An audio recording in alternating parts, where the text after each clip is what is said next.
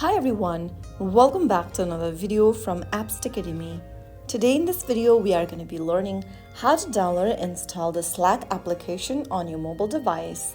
Whether you are new to Slack or just need a refresher, we've got you covered with the latest tips that works for both Android and iOS users. First of all, make sure that your device is connected to a stable internet and then open up Google Play Store or your App Store depending upon your device's type. In the search bar at the top, type in Slack and search. Look for this application from Slack Technologies Inc.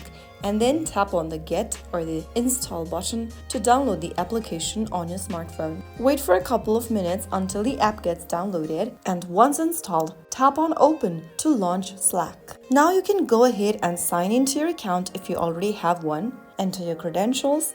If you are new to Slack, you can go ahead and sign up for a new account.